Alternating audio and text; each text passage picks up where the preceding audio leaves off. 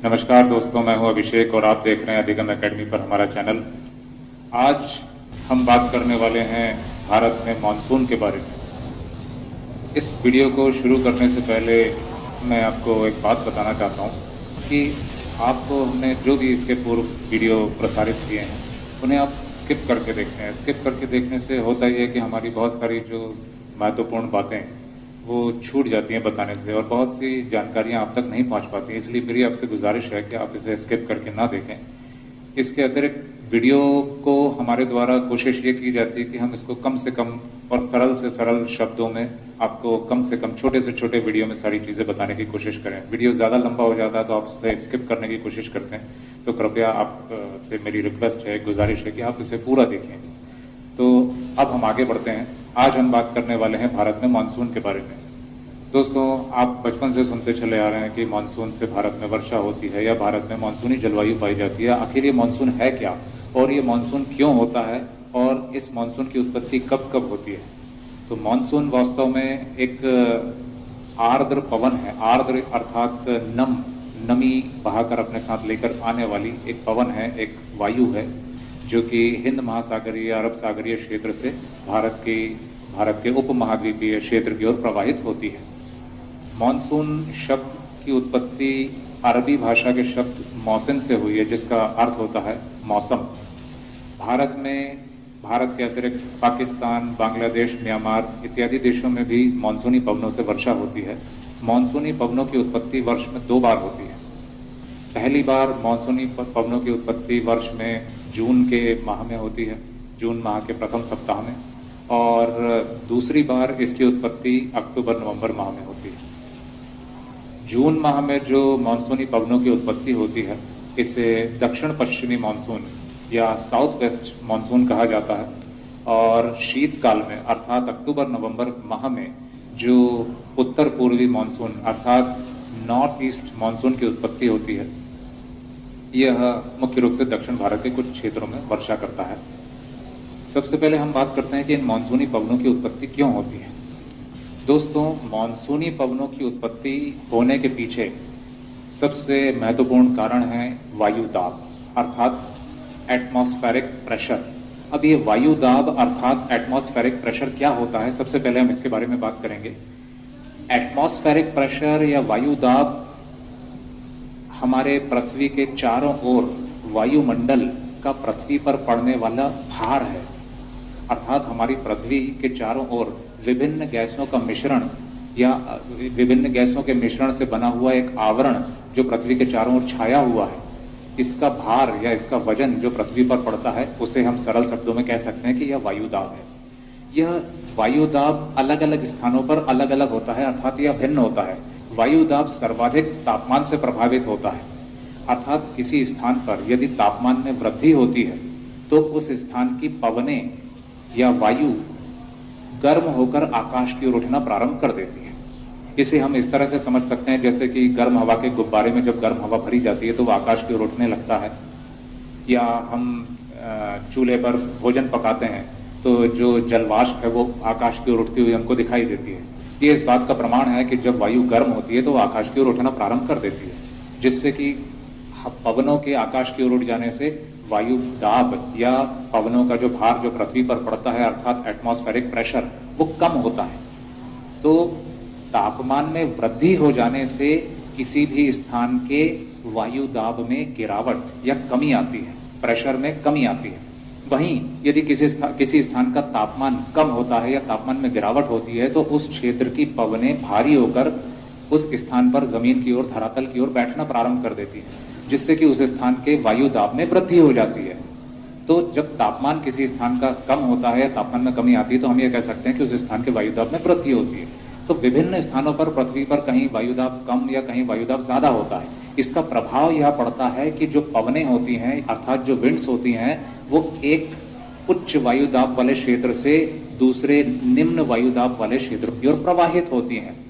अर्थात हम इसको इस तरह से समझ सकते हैं जैसे कि हम हमारे वाहनों के टायर में एयर प्रेशर चेक करते हैं और उसमें हम हवा भरवाते हैं, और उसमें जितना ज्यादा एयर प्रेशर होता है, मतलब वायु दाब जितना अधिक होता है, उतनी ही तेजी से उसका वाल्व खोल देने पर बहुत तेजी से पवनें बाहर की ओर या हवा बाहर की ओर निकलती है, और जैसे जैसे टायर का प्रेशर कम होता जाता है वैसे वैसे पवन की गति कम होती जाती है। इसी प्रकार हमारी पृथ्वी पर भी विभिन्न स्थानों पर, जिस स्थान पर वायुदाब अधिक है उस स्थान से निम्न वायुदाब वाले क्षेत्र की ओर पवनें प्रवाहित होती हैं, और दो स्थानों के बीच में वायुदाब में जितना ज्यादा अंतर होगा, पवनों का जो वेग है या उसकी जो गति है वो उतनी ही अधिक होगी। तो अब हम बात करेंगे मानसून के बारे में। मानसूनी पवनों की उत्पत्ति क्यों होती है? हमारा भारत देश या अधिकांश एशिया महाद्वीप के जो देश हैं वो उत्तरी गोलार्ध में स्थित हैं। पूरा एशिया महाद्वीप ही उत्तरी गोलार्ध में है। अब उत्तरी गोलार्ध में भारत के बीचों बीच से कर्क रेखा गुजरती है। भारत के दक्षिणतम क्षेत्र के निकट से भूमध्य रेखा गुजरती है, और दक्षिणी गोलार्ध में मकर रेखा 23.5 डिग्री उत्तरी दक्षिणी अक्षांश से गुजरती है। अब ये हम सभी को पता है कि सूर्य वर्ष में एक बार उत्तरायण और एक बार दक्षिणायन होता है। सूर्य मार्च और सितंबर के महीने में भूमध्य रेखा पर या विषुवत रेखा पर होता है। उस समय दिन और रात की अवधि समान होती है। सूर्य मार्च के पश्चात उत्तरायण होना शुरू होता है, और वह जून के महीने में 21 जून को कर्क रेखा पर होता है। इस दशा में मार्च के माह के पश्चात उत्तरी गोलार्ध में या मुख्य रूप से भारत में ग्रीष्म काल की शुरुआत हो जाती है। जैसे जैसे सूर्य उत्तरायण होता जाता है मार्च के पश्चात अप्रैल मई जून के माह तक, वैसे ही भारत के जो मुख्य भूमि है उसके तापमान में लगातार वृद्धि होती चली जाती है।